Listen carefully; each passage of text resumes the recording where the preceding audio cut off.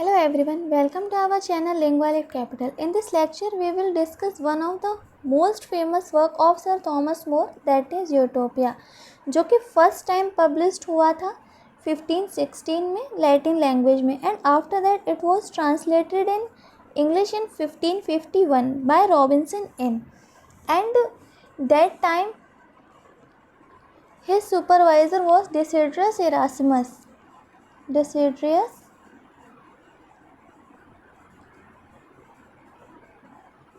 Erasmus.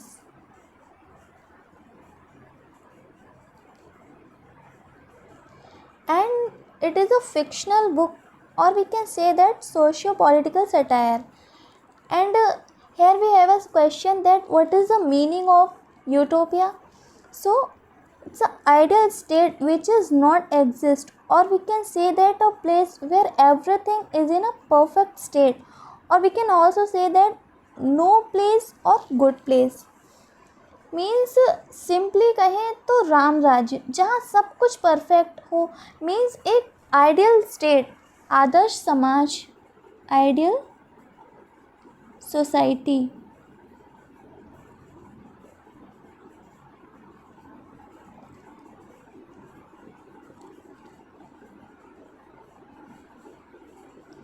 Community और existence.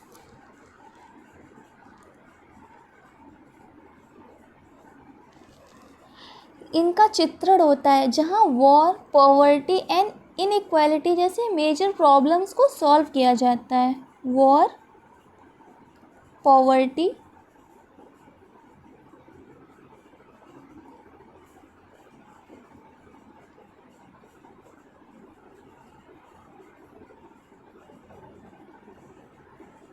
Inequality,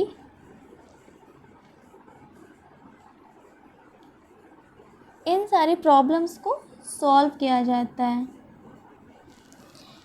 so Utopia which is written in 1516 by Sir Thomas More is a science fiction. Yeah, it's a science fiction and fantasy. It is the opposite of dystopian fiction. Opposite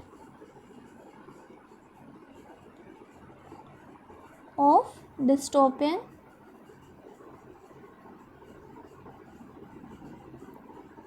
fiction, and explores imaginary societies with perfect or highly desirable qualities. Explores imaginary societies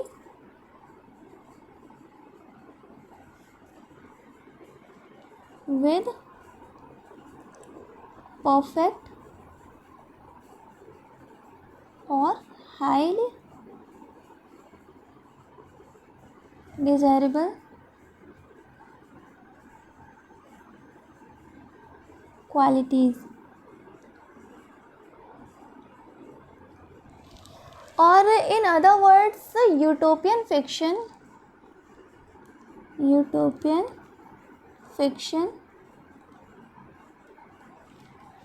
is set in a perfect world.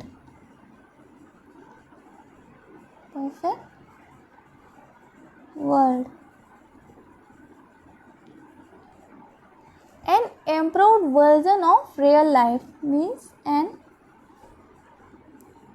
improved version of real life.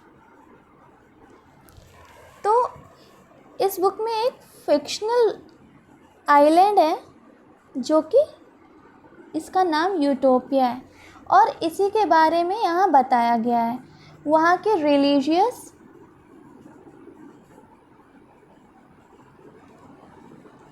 Political and social manners.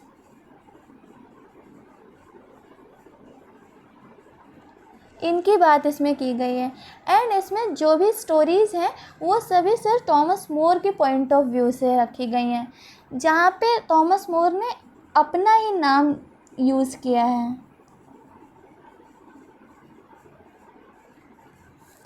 जो कि 2 part में divided है। And first part book is dialogue of council and second book is discourse on utopia.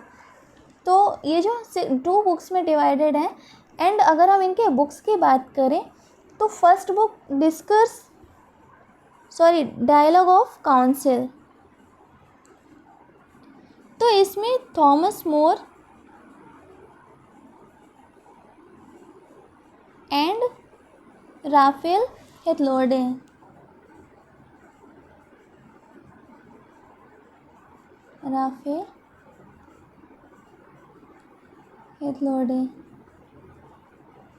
इनके बीच England के social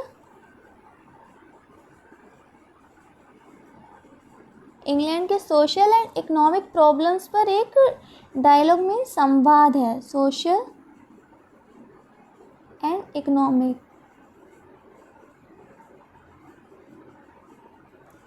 problems पर एक dialogue है।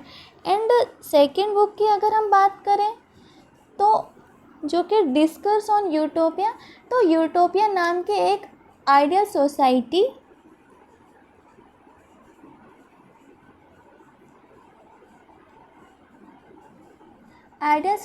का डिस्क्रिप्शन है ये,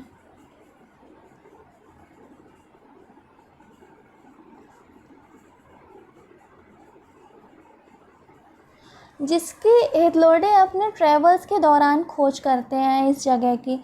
और सेकेंड बुक में ही राइटर उनके टाउन्स, मजिस्ट्रेट,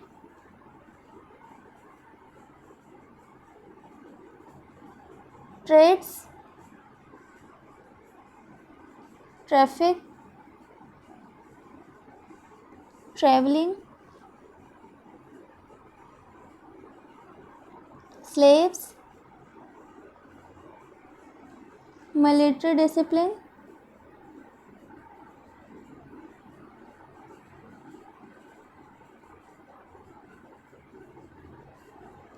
एंड रिलीजन, इन सब के बारे में बताता है और लास्ट में कंक्लूजन देता है। तो ये तो हुआ इंट्रोडक्शन। तो अब हम इस बुक की स्टोरी के बारे में बात करते हैं, जिसकी शुरुआत होती है थॉमस मोर नाम के एक कैरेक्टर से, जो कि नीदरलैंड में रहता है।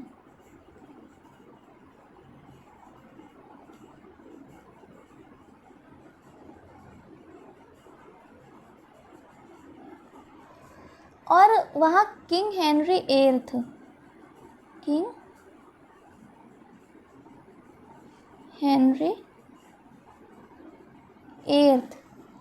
इनके यहाँ एम्बेसडर के रूप में यहाँ काम करता है।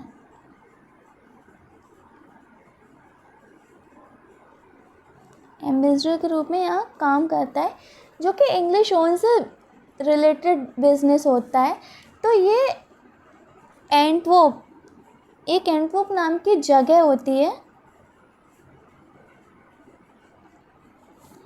वहाँ पे ये ट्रैवल करता है और वहीं रहने लगता है, जहाँ इसकी फ्रेंडशिप पीटर जाइल्स नाम से के एक व्यक्ति से होती है, जो कि एक well educated and honest person होता है।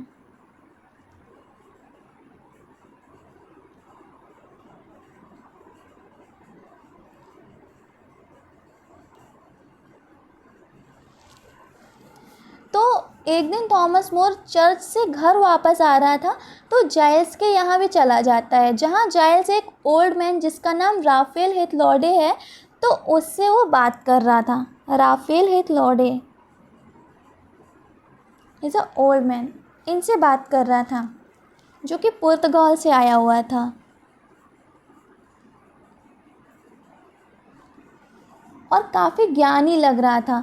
उसे देखकर ही ऐसा लग रहा था कि इसने लाइफ में काफ़ी ट्रैवलिंग की है, और उसकी स्किन ही ऐसी थी जैसे देख के लग रहा था कि वो काफ़ी दौड़ धूप किया हुआ आदमी है, जो कि एक फ़िलासफ़र था।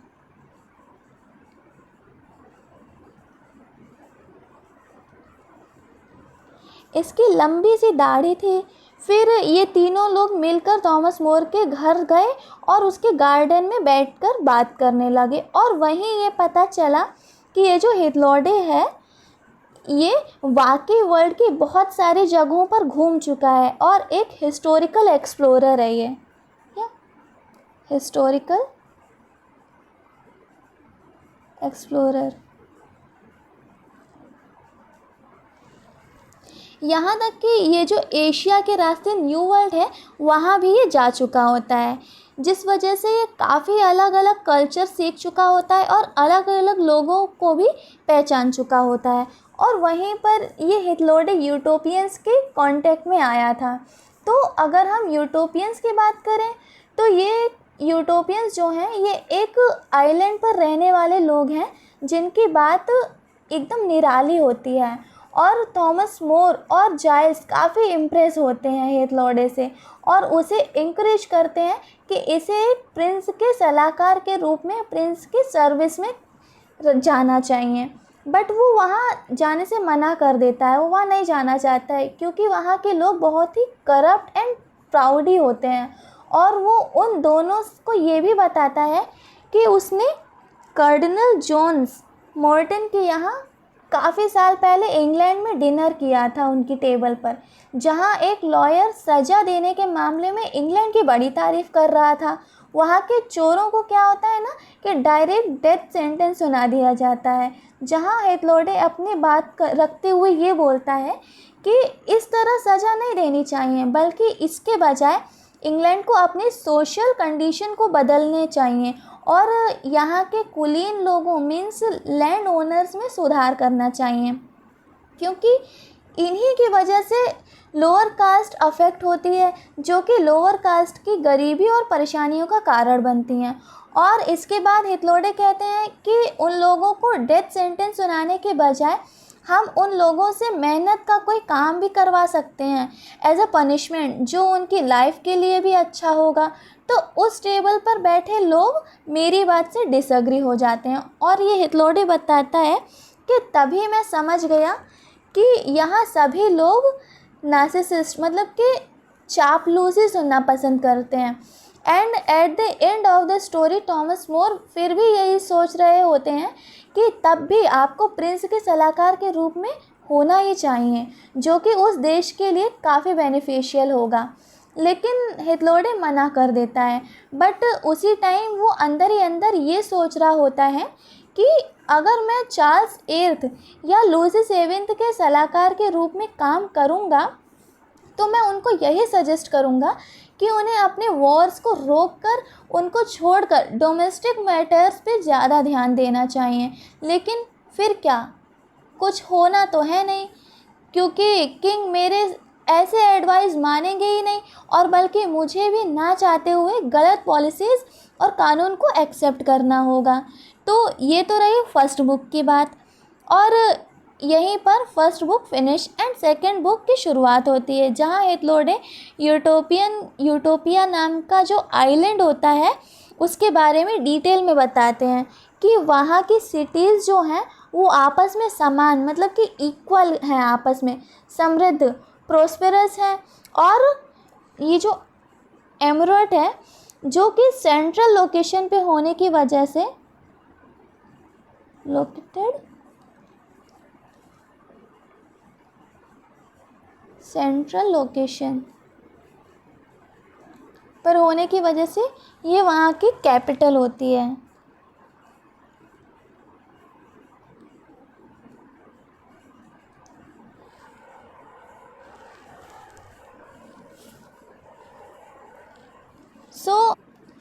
अगर हम बात करें कि इस टाइप की सोसाइटीज़ की फाउंडेशन कैसे हुई, तो ये जो यूटोपिया के जो लोग हैं इनके पास अपना कुछ का मतलब अपना खुद का कुछ भी इंडिविजुअल कुछ भी नहीं है, और ये लोग अपने सभी रिसोर्सेज एक दूसरे के साथ शेयर करते हैं। मतलब रहने के लिए ब्रेड एंड वाइन जो भी है सब कुछ शेयर किया जाता है, जहाँ मनी का कोई नामो निशान ही नहीं होता है, मतलब कुछ भी नहीं है मनी। और ये लोग गोल्ड से बहुत नफरत करते हैं, या गोल्ड को ये लोग यूजलेस मटेरियल समझते हैं, यूजलेस मेटल।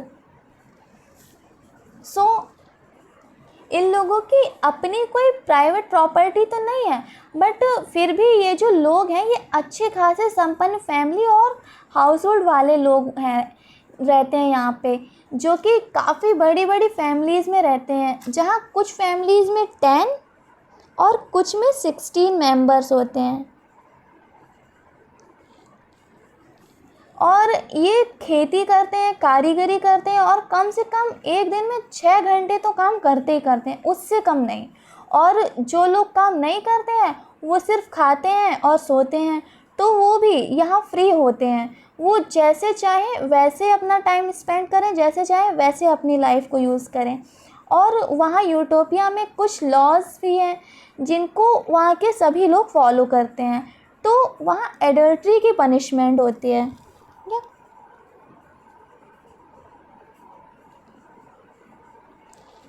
एडल्ट्री,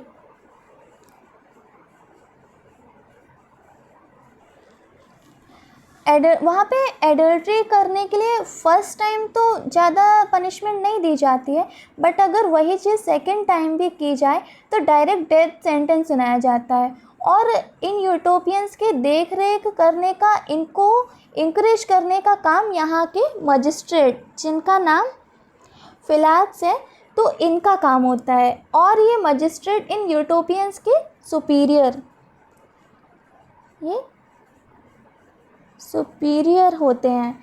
इसके अलावा भी कई सारी पॉलिसीज़ हैं यहाँ पर जो कि यूटोपियंस को अट्रोसिटी, मतलब अत्याचार, atrocity, political corruption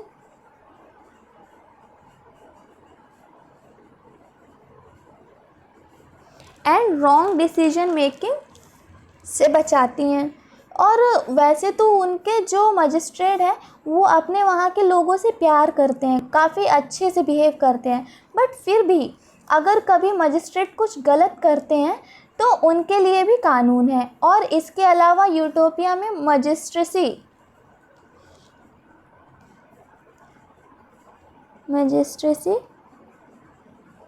and slavery, ये जो दो सोशल फीचर्स हैं ये बिल्कुल क्लियर है यहाँ पे।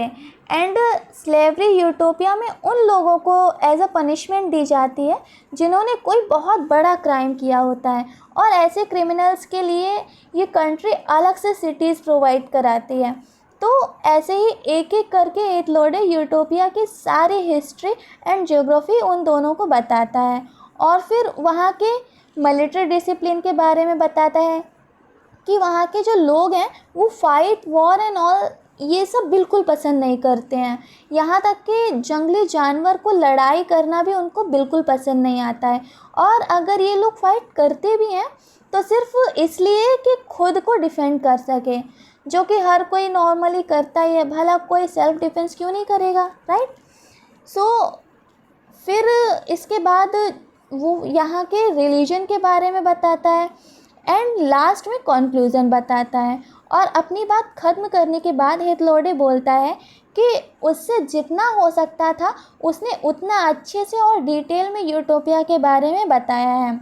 और वो ये भी मानता है कि यूटोपिया वर्ल्ड का बेस्ट कॉमनवेल्थ है। यहाँ पर यूरोप के देशों की तरह कुछ भी प्राइवेट नहीं है, जहाँ ऐसा तो बिल्कुल भी नहीं है कि आम लोग पॉवर्टी एंड मजरी में अपनी लाइफ स्पेंड करें और एक तरफा राज कर रहे हैं। ऐसा यूटोपिया में बिल्कुल नहीं है, जैसा कि यूरोप के देशों में होता रहता है। और इन सभी प्रॉब्लम्स की वजह सिर्फ एक मनी है, जिससे यूटोपियंस बिल्कुल फ्री रहते हैं। मतलब उनके यहाँ मनी का तो कोई नामो निशानी नहीं है, तो वो इन सब चीज़ों से बिल्कुल परे हैं। और साथ ही वो ये भी सोचता है कि वो यूटोपियंस के कुछ एस्पेक्ट्स इंग्लैंड में देखना चाहेगा, लेकिन वो ये भी जानता था कि ऐसा कभी नहीं हो सकता है, ये इम्पॉसिबल है। तो इसी के साथ हमारी ये स्टोरी ख़त्म होती है और उम्मीद करते हैं कि आप लोगों को यूटोपिया का मीनिंग एंड के स्टोरी अच्छे से समझ आ गई होगी। तो आज के लिए बस इतना ही। और अगर आपने हमारे चैनल को सब्सक्राइब नहीं किया है अभी तक, so please subscribe right now and thanks for watching this video. Thank you so much.